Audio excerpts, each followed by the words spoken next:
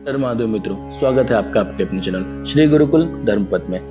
मित्रों, एक बार फिर हम आपके समक्ष उपस्थित हुए हैं दिव्य स्तोत्र की अद्भुत श्रृंखला श्री शिव महिम्न स्तोत्र की श्रृंखला के साथ में, जिसका हर श्लोक अपने आप में कहानी है भक्त और भगवान के बीच, जिसका हर श्लोक अपने आप में कहानी है भक्त और उस करुणाकर के बीच। मित्रों, हमारा मुख्य उद्देश्य हर स्तोत्र को उसके मूल रूप में पढ़ना, बोलना और सही उच्चारण के साथ में सीखना है। इस अभ्यास से आप न केवल स्तोत्र का अर्थ समझ पाते हैं, बल्कि उन संस्कृत शब्दों के मूल रूप को भी पहचानना सीखते हैं, जो देखने में प्राय कठिन प्रतीत होते हैं।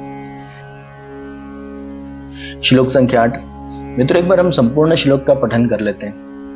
महोक्ष खट्भांगम परशुरजिनं भस्म फणिना कपालं चेतीया तव वरद तंत्रोपकरणं सुरास्तां तां वृद्धिं ददति च भवद्भ्रू प्रणिहितां न हि स्वात्मा रामं विषय मृगतृष्णा भ्रमयति। मित्रों, आप देखिए श्लोकों के माध्यम से पुष्पदंत जी ने कितना सुंदर विवेचन किया है। महोक्ष, मोक्ष मतलब बैल, नंदी, वृषभ। तो यहाँ पर पुष्पदंत जी कहना चाह रहे हैं कि हे महादेव, आपका जो वाहन है वह महोक्ष है, महानंदी है। खटवांग, खटवांग मतलब खोपड़ी से बना हुआ डंडा। आपने हाथों में एक खोपड़ी से बना हुआ डंडा धारण किया हुआ है। आप परशु, आपने एक हाथ में परशु भी धारण किया हुआ है। जिनम, आपने शरीर के ऊपर जो जिनम मतलब मृग चर्म, हिरण के खाल, आपने वो धारण की हुई है। आपने संपूर्ण शरीर के ऊपर भस्म मतलब जो राख होती है वो आपने लगा रखी है। फणिना, आपने गले के अंदर नागराज वासुकी को, फणिना मतलब सर्प, आपने गले के अंदर नागराज वासुकी को धारण किया हुआ है। कपालम, आपके हाथ में कपाल है। चेती यत् तव वरद तंत्रोपकरणम, और ये सभी जो है वो आपकी तंत्र साधना के औजार हैं, तंत्र साधना के उपकरण है। सुरास्ताम ताम वृद्धिम ददति च भवद्भ्रू प्रणिहिताम, अर्थात सुरा, सुरा मतलब देवता, सुरास्ताम ताम वृद्धिम, देवता भी आपकी उस संपदा को प्राप्त करना चाहते हैं जो आपके वैराग्य और साधना से उत्पन्न होती है। सुरास्ताम ताम वृद्धिम ददति च भवद्भ्रू प्रणिहिताम। मित्रों, जैसा आजकल आपने देखा होगा कि हम लोग हमारी हेक्टिक लाइफ से दूर रहने के लिए योग साधना की ओर आगे बढ़ रहे हैं, ताकि हम मन की एक शांति को पा सकें, जो हमारे आज की रूटीन लाइफ से बिल्कुल खत्म हो चुकी है। जैसे होता है ना, किसी बड़ी कंपनी का सीईओ, कोई अरबपति इंसान, या हम जैसे लोग जो नॉर्मल है, लेकिन हम लोग मन की शांति चाहते हैं, तो हम लोग क्या करते हैं, ध्यान योग में शांति को खोजते हैं। वैसे ही देवता भी शिव जी के त्याग और वैराग्य से उत्पन्न जो उनकी आत्मिक संपदा है उसको पाना चाहते हैं। नहीं सुरास्ताम ताम वृद्धिम ददति च भवद्भ्रू प्रणिहिताम। फिर आगे है, नहीं स्वात्मा रामम विषय मृग तृष्णा भ्रमयति, अर्थात जो अपने ही आत्म स्वरूप में रमण नहीं करता, नहीं स्वात्मा रामम, जो अपने आप में रमण नहीं करता, अपने मन की शांति के अंदर रमण नहीं करता है। विषय मृग तृष्णा भ्रमयति, वह क्या करता है, इंद्रिय सुख की मृग तृष्णा मतलब जो इंद्रिय सुख की जो मृग तृष्णा होती है वो उसे भ्रमित करती रहती है, उसमें वो भ्रमण करता रहता है। नहीं स्वात्मारामम विषय मृग तृष्णा भ्रमयति। अब इंद्रिय सुख, मित्रों, हमारी सनातन परंपरा में इंद्रियों को दो भागों में बांटा गया है। आप बता सकते हैं कौन कौन से दो भाग है? एक तो है ज्ञानेंद्रिया और एक है कर्मेंद्रिया। ज्ञानेंद्रिया जो ज्ञान देती है, जानने में सहायता करती है, जैसे आंखें, तो आंखें निर्भर करता है कि आप उससे देखते क्या है, लेकिन आंखें भी है कि आप अच्छी चीजें देखें। कान सुनने के लिए निर्भर आपके ऊपर करता है कि आप अच्छी बातें सुनते कि बुरी बातें सुनते हैं। नाक सूंघने के लिए, यहाँ पे भी सेम चीज अप्लाई होती है कि आप किस चीज का गंध लेते हैं। जीभ स्वाद के लिए, मतलब अच्छे से अच्छा खाना खाना है, अच्छे से अच्छा स्वाद लेना है चीजों का, तो उसके लिए जीभ है। त्वचा, तो त्वचा क्या है, सुनने के लिए, अनुभव करने के लिए, स्पर्श करने के लिए। तो इस तरह की है हमारी ज्ञानेंद्रिया होती है, जिसके माध्यम से हमें पता चलता है कि क्या हो रहा है। जैसे जीभ से हमें पता चलता है कि हम अच्छा स्वाद का खाना खा रहे हैं कि नहीं खा रहे। कोई अच्छी गंध आती है तो हमको लगता है कि हाँ बहुत अच्छे, बोलते ना यार बहुत अच्छा परफ्यूम लगा रखा है, क्योंकि उसकी स्मेल बहुत अच्छी, उसकी मतलब फ्रेग्रेंस जो है बहुत अच्छी है। और वहीं अगर मतलब कोई अगर गंदी स्मेल आती है तो हम क्या बोलते हैं कि यार बहुत बैड स्मेल आ रही है। तो वो सूंघने के लिए कि आप क्या अच्छी चीज सुनते हैं कि बुरी चीज सुनते हैं। कान श्रवण करने के लिए, सुनने के लिए। लेकिन आजकल क्या होता है, हम लोग चापलूसी में, मीठी बातों के अंदर फंस करके ऐसे उलझ जाते हैं कि सही चीज का सही निर्णय भी नहीं ले पाते हैं। वैसे हम कर्मेंद्रियों की बात करते हैं तो कर्मेंद्रियों में क्या है, वाणी है। वाणी क्या करती है, बोलने के लिए। तब आप अच्छा बोल करके किसी का मन जीत लेते कि बुरा बोल करके उसका मन दुखा देते, ये आप पे निर्भर करता है। हाथ, हाथ ग्रहण करने के लिए, कुछ देने के लिए, कुछ पाने के लिए, काम करने के लिए हाथ है। पाँव है तो पाँव चलने के लिए है। गुदा, जो हम दिन भर जो भी हम अन्न ग्रहण करते हैं उसको कहीं ना कहीं से निकालना होता है, तो जो हमारी गुदा होती है वो उस काम के लिए है। जनेंद्रिय, सृजन और प्रजनन के लिए। तो यहाँ पे यही कहना चाह रहे पुष्पदंत जी कि नहीं स्वात्मा रामम विषय अमृत तृष्णा भ्रमयति, वह जो आत्मा में ही आनंदित नहीं है, जो खुद में अपने मन की शांति को अनुभव नहीं कर पाता है, वह विषयों की मृत तृष्णा यानी इंद्रियों के द्वारा मिलने वाले भोग में भ्रमित रहता है।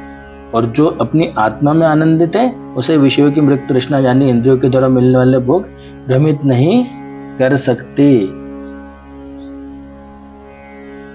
तो मित्रों, यहाँ शिव जी क्या सिखाते हैं, वे खुद वैराग्य के प्रतीक है। न सुंदर वस्त्र का मोह है, न भोग के चाह, न स्वाद की लालसा है, न गंध की परवाह है, न स्पर्श की वासना है।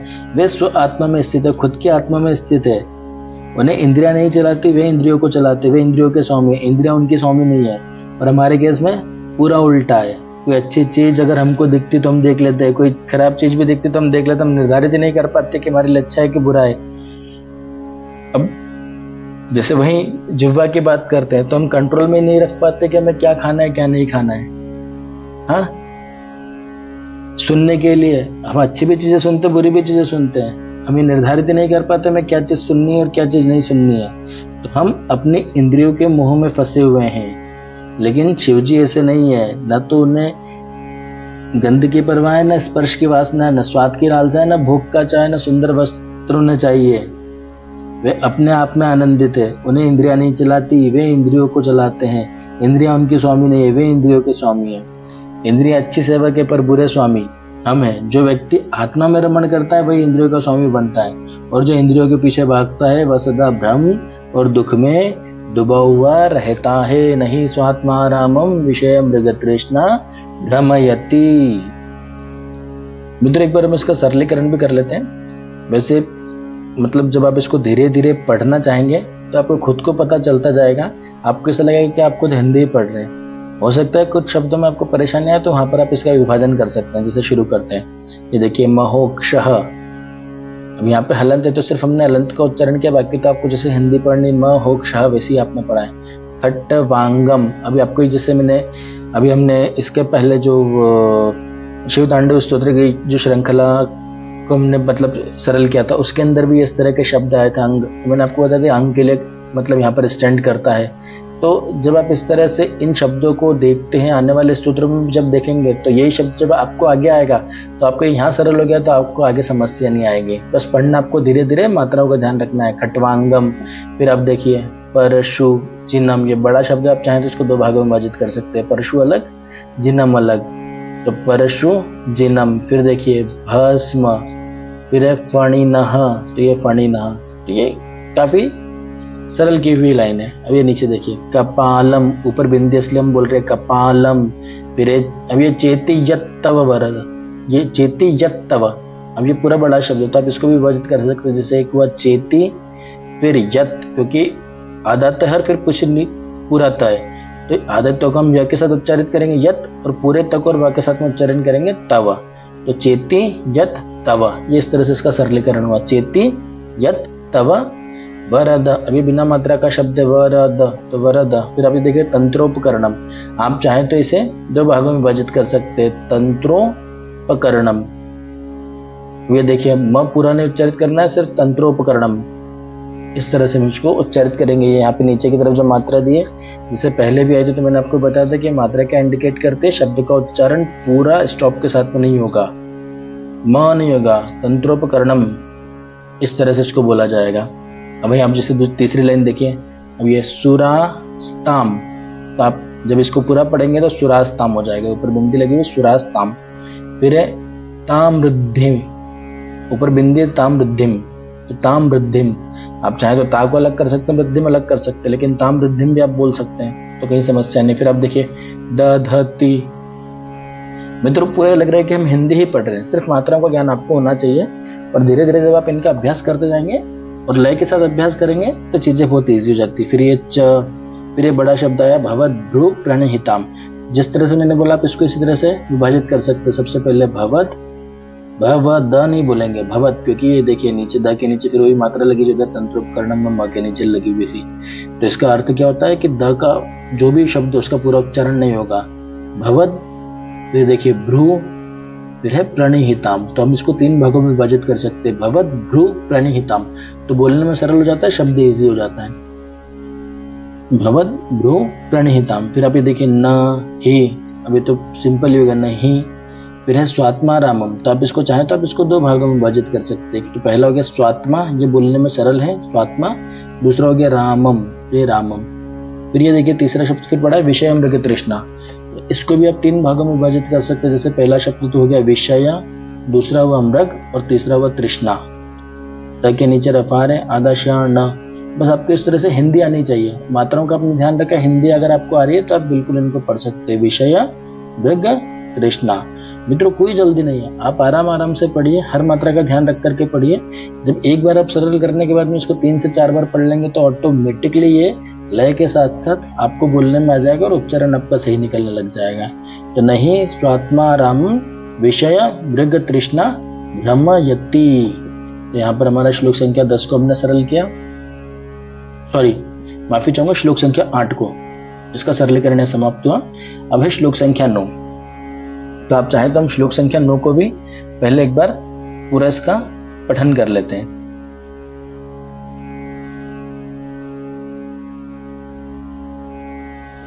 अभी देखिए, ध्रुवम कश्चित सर्वम सकलम परस्त्वा ध्रुवमिदं परो ध्रुव्या ध्रुव्यै जगति गदति व्यस्त विषये समस्तेप्येतस्मिन् पुरमथन तवैर्विस्मित इव स्तुवन् जिह्वे मित्वां न खलु ननु दृष्टा मुखरता।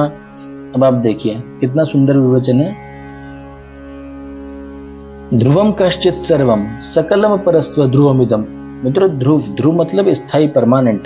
यहाँ पर पुष्पदंत जी कहना चाह रहे हैं कश्चित मतलब कोई, सर्व मतलब सभी हो गया एक तरह से, सकलम परस्त्व ध्रुवमिदम मतलब कुछ लोग कहते हैं कि ये जगत स्थायी है, कुछ लोग कहते हैं कि ये जगत अस्थायी है।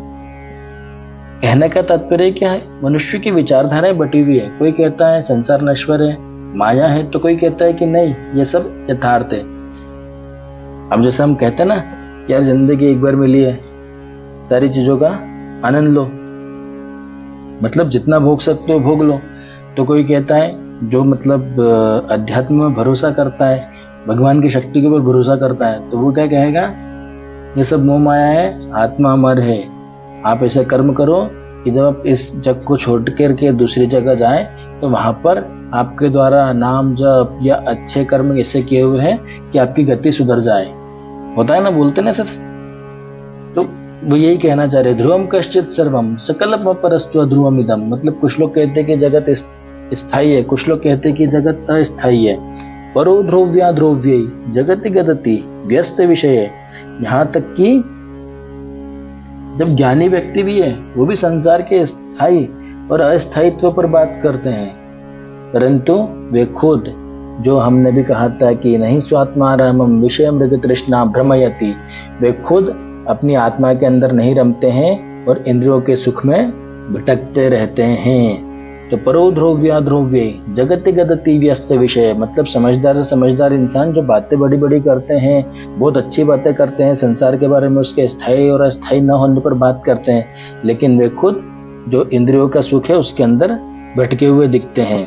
बड़े बड़े दार्शनिक, लेखक, विचारक होते हैं ना, किताबों में जीवन का सत्य लिखते हैं, पर जब निजी जीवन उनका खुल करके सामने आता है तो मोह काम लोभ से ग्रसित रहते हैं। बुद्धि से बात तो वैराग्य की होती है, पर मन और इंद्रियां विषय में भटक जाती है।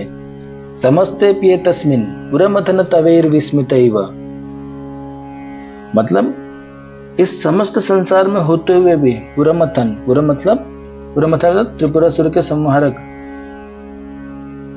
हे शिव, जब दुनिया में इतने ज्ञानी जो खुद उलझे हुए हैं तो मैं कभी कभी उन्हें देख करके विस्मित, भ्रमित हो जाता हूँ। जब संसारी विरोधाभासों से भरा है, तब मैं कौन होता हूं जो तुमको पूरी तरह समझ पाऊं? मेरा तो बुद्धि का उतनी सीमा ही नहीं है, मेरी बुद्धि की उतनी सीमा ही नहीं है। होता है ना, हम सोशल मीडिया में किताबें प्रवचन सुनकर भी कभी एक बात को पकड़ नहीं पाते हैं, हर कोई कुछ अलग कहता है और हम अंततः उलझ जाते हैं। तो यहाँ पे वही कहना चाह रहे हैं, समस्ते पिए तस्मिन पुरमथन तवेर विस्मित। मैं उन लोगों को देख करके विस्मित भ्रमित हो जाता हूँ जो इस संसार में ज्ञानी है, महान है, लेकिन उसके बाद में भी विषय मृग तृष्णा में उलझे हुए हैं। फिर अब देखिए, स्तुवन जिह्वे मित्वाम न खलु ननु दृष्टा मुखरता। और जब मैं आपकी स्तुति करता हूं तो स्तुवन जिह्वे मित्वाम, तो मैं जब आपकी स्तुति करता हूं तो मुझे लगता है कि ये मेरी धृष्टता है, क्योंकि इतनी जटिल सृष्टि और सत्य को समझे बिना ही मैं आप पर बोल रहा हूं। आपकी महिमा का पार तो कोई भी नहीं जानता है। जब विश्व के ज्ञानी ही असमंजस में है, तो मेरे जैसे साधारण मानव का बोलना कहीं दुस्साहस तो नहीं। स्तुवन जिह्वे मित्वाम न खलु ननु दृष्टा मुखरता। अब हम एक बार इस श्लोक को भी सरल कर लेते हैं। अब ये देखिए, ध्रुवम, मतलब इसमें सरलीकरण जैसा कुछ भी नहीं है। कुछ बड़े शब्द आएंगे तो हमको उसका विभाजन करना पड़ेगा, बाकी तो आपको अगर मात्राएं और शब्द और का अगर आपको ज्ञान है तो बहुत आराम से इसको पढ़ सकते हैं। अब जैसे आप देखिए कि जब हमने तांडव स्तोत्र को भी सरलीकरण किया था, उसमें भी ऊपर नीचे शब्द आए थे, ड ऊपर है फिर नीचे ड है, तो डमट डमट इस तरह से अगर आपको याद हो तो उसमें मैंने आपको क्या बताया था कि जो ऊपर वाला जो लेटर है उसको हम उसके आगे वाले के साथ में पढ़ते हैं और नीचे वाले को पीछे वाले के साथ में पढ़ते हैं। तो देखिए उसी तरह से आया है। माफी चाहूंगा, ध्रुवम कश्चित। अब ये देखिए क श, तो ये क श और नीचे चित, तो हम इसको पीछे पढ़ेंगे, मात्रा को इसके साथ में पढ़ के चित पीछे हो जाएगा और कश आगे हो जाएगा। ध्रुवम कश चित सर्वम। अब ये बड़ा शब्द है, सकलम परस्त्व ध्रुवमिदम। तो आप चाहें तो इसको भी विभाजित कर सकते हैं अलग अलग भागों में। तो पहला बना सकता है आप सकलम, तो ये सकलम बिना मात्रा का शब्द है, सकलम। फिर आप देखिए परस्त्व, तो आप दूसरा शब्द बना सकते हैं परस्त्व। फिर तीसरा शब्द क्या बन रहा है, ध्रुवमिदम, तो आप चाहें तो तीसरा शब्द ध्रुवमिदम बना सकते हैं। तो इस तरह से आप जो कठिन शब्द या बड़ा शब्द आता है उसको आप इस तरह से विभाजित कर सकते हैं, सकलम परस्त्व ध्रुवमिदम। लेकिन जब आप इसका अभ्यास करते हैं और अभ्यास करते के समय जब आप इसको लय के साथ में बोलना चालू करते हैं तो सारी चीजें अपने आप व्यवस्थित होती जाती है। जैसे ध्रुवम कश्चित सर्वम सकलम परस्त्व ध्रुवमिदम। अब जैसे इसको आपने 2-3 बार बोल के सरल किया, फिर आपको जो भी सिंपल लय पता हो आप उस लय के साथ साथ इसका उच्चारण कर सकते हैं, या अपने मन से ध्रुवम कश्चित सर्वम सकलम परस्त्व ध्रुवमिदम, इस तरह से भी उच्चारण कर सकते हैं। अब दूसरी लाइन आप देखिए परो, तो मित्रों इसके अंदर कुछ भी नहीं है। अभी आप ये देखिए, ऊपर औ की मात्रा है, नीचे रकार अफार है, तो ध्रुव हो गया, ध्रुव्या, आधा व या तो ध्रुव्या ध्रुव्य। तो आप इसको 2 भागों में विभाजित कर सकते हैं एक साथ। तो पहला हो गया ध्रुव्या और दूसरा हो गया ध्रुव्य। तो परो ध्रुव्या ध्रुव्य। फिर आप ये देखिए जगति गदति, ये बड़ा शब्द है, व्यस्त विषय है। तो ये पहले व्यस्त, तो व्यस्त के बाद में कॉमा लगा देते हैं अंडरलाइन करके, फिर विषय है, तो इसको हम 2 भाग में विभाजित कर सकते हैं। तो ये किस तरह से बना, परो ध्रुव्या ध्रुव्य जगति गदति व्यस्त विषय। फिर आप ये देखिए अगली लाइन इसकी, समस्त, ये बड़ा शब्द है, समस्ते प्ये तस्मिन, लेकिन हम इसका विभाजन कर सकते हैं। सबसे पहले हुआ समस्ते, फिर है प्ये, फिर उसके बाद तस्मिन। तो 3 भागों में हम इसको विभाजित कर सकते हैं सरलीकरण के लिए। तो समस्ते प्ये तस्मिन।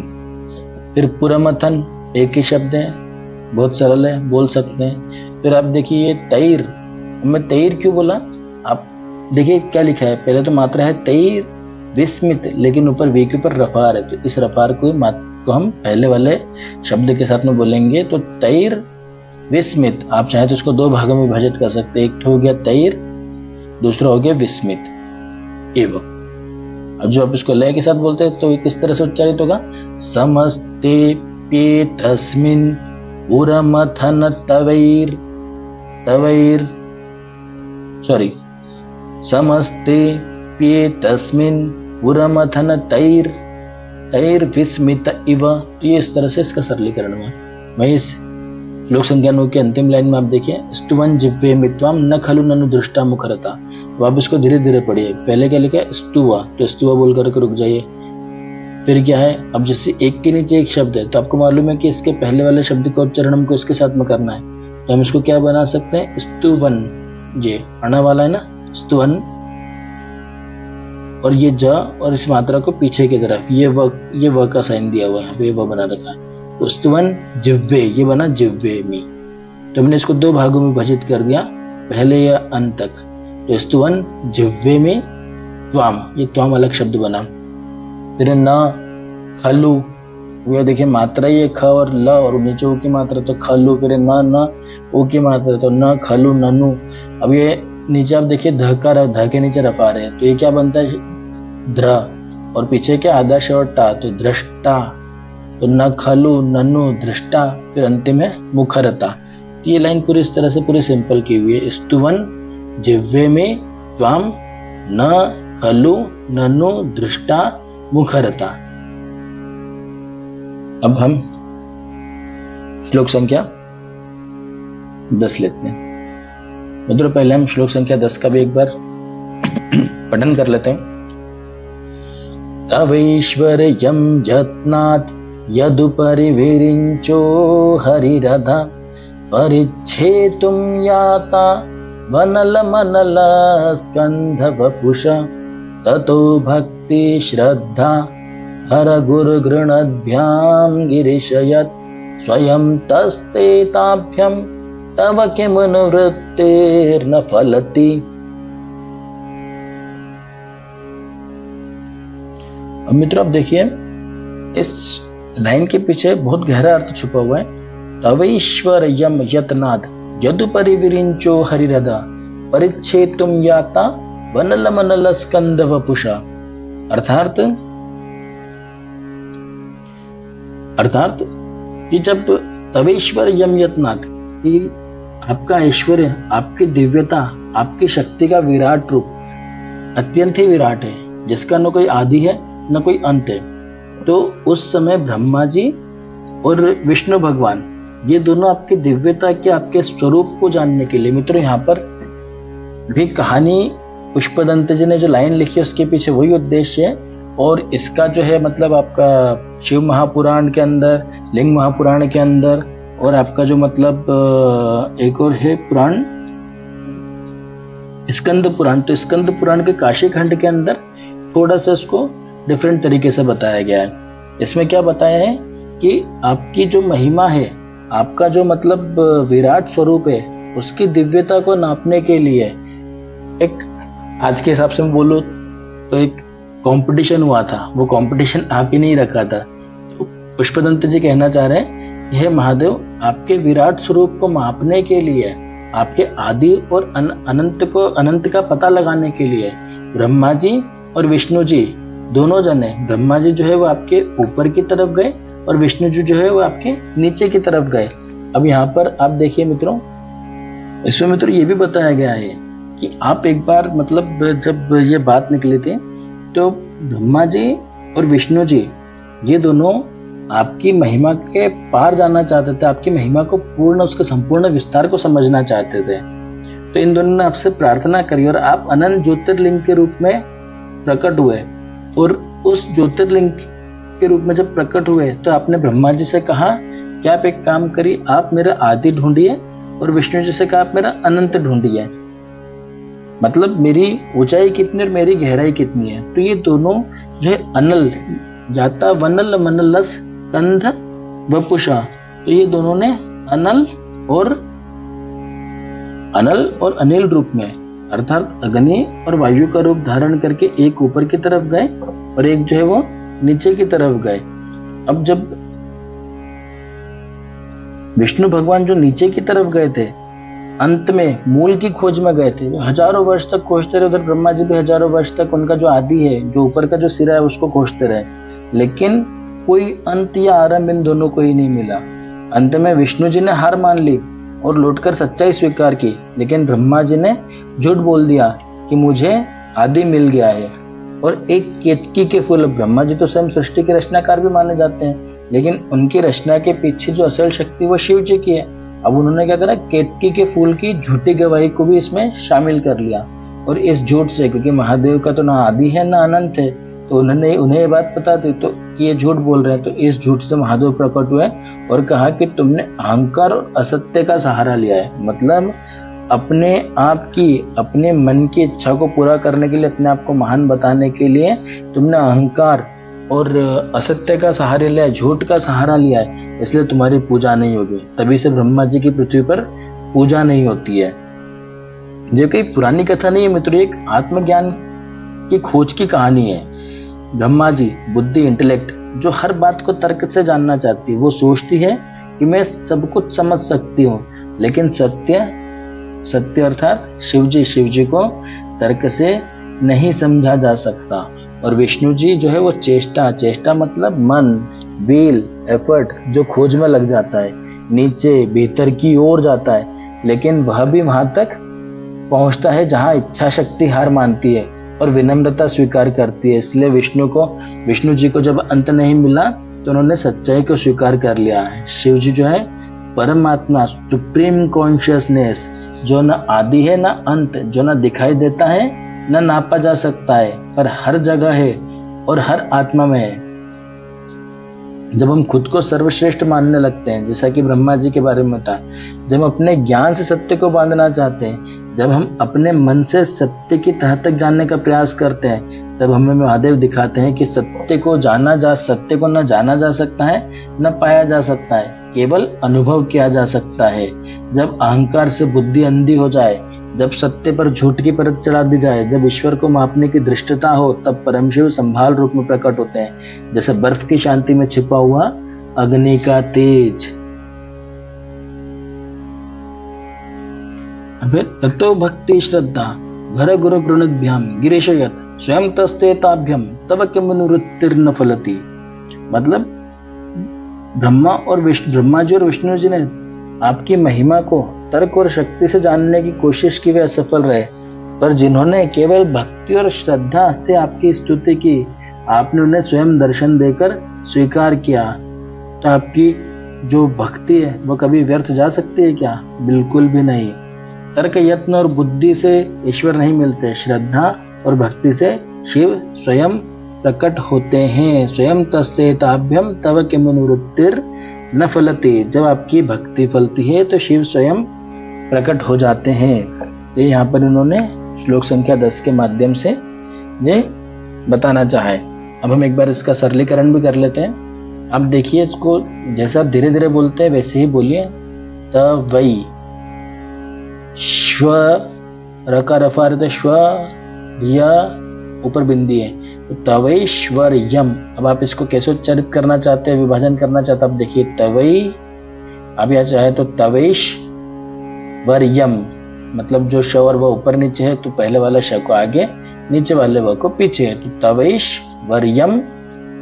अब आप देखिए इसमें न भी है त भी है, तो हमको पहले, अब ये त आधा हो गया, न पूरा हो गया, पीछे की मात्रा और नाद, तो यत नाद, तवैश्वर्यम यत नाद, यदुपरि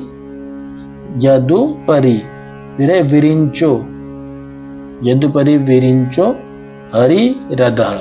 जब आप इसको इस तरह से धीरे धीरे बोलते हैं तो आप संपूर्ण लाइन का सरलीकरण करते हुए बहुत आराम से कठिन शब्दों को भी बोल पाते हैं। वहीं आप इसकी दूसरी लाइन देखिए, परिच्छेदुम। अब हम इसको आप चाहे तो विभाजित कर सकते हो, तो पहला हो गया परिच्छेद, आदता को इधर काम कर उच्चारित करना पड़ेगा, तो परिच्छेद, फिर नीचे की तरफ पूरा त है, ऊपर बिंदी, तो तुम, ये दो भागों में विभाजित कर सकता है, परिच्छेद तुम। फिर अब ये बड़ा शब्द आया, याता वनल मनल स्कंध वपुषा। तो पहले हम इसको किस तरह से विभाजित कर सकते हैं, याता, याता के बाद में आप कॉमा लगा दीजिए, फिर वनल, ये शब्द इजी है, आप कॉमा लगा दीजिए, मनल, फिर आप कॉमा लगा दीजिए, स्कंध, अदस का अदनध स्कंद, इसका उच्चारण इस तरह से होता है, स्कंद वपुषः। तो हमने इस बड़े शब्द को 1 2 3 4 और 5 भागों में विभाजित किया, तो कैसे बना, याता वनल मनल स्कंध वपुषः। तो ये आप ये देखिए इतना बड़ा शब्द कितना सरल हो गया, याता वनल मनल स्कंध वपुषः। आप ये जो मैंने स्कंद बोला आप इसको वनल मनलस आधे सौ को पीछे की तरफ काउंट कर सकते हैं, तो ये आपको और सरल हो जाएगा। तो याता वनल मनलस स्कंध वपुषः, इस तरह से। फिर अभी तीसरी लाइन देखिए, ततो भक्ति श्रद्धा भर गुरु गुरुणभ्याम गिरिशयत। अब इसमें ततो तो बहुत सरल है, लेकिन ये जो बड़ा शब्द आ रहा है भक्ति श्रद्धा भर गुरु गुरुणभ्याम, ये थोड़ा सा बड़ा शब्द है, तो हम इसको विभाजित करते चलते हैं। तो पहला है भक्ति, फिर दूसरा आप देखिए श्रद्धा, फिर है भर, फिर है गुरु। अब ग के नीचे रफा है तो उच्चारण क्या बनता है, ग्र ण द। अब द के नीचे आप देखिए मात्रा कैसी है, आधे द की, तो इसको उच्चारण पूरा द नहीं होगा, सिर्फ द होगा, गृणद। ये गृणद, इस तरह से इसको उच्चारण बनेगा, ये बना गृणद। फिर भ्याम, आधा भ याम, गृणद भ्याम। फिर आप देखिए गिरीश यत, तो ये इसको हमने 1 2 3 4 5 और 6 भागों में हमने भक्ति श्रद्धा भर गुरु गृणभ्याम को हमने 6 भागों में विभाजित कर दिया। तो इसको किस तरह से लिखा जाएगा, ततो भक्ति श्रद्धा भर गुरु गृणभ्याम गिरीशयत।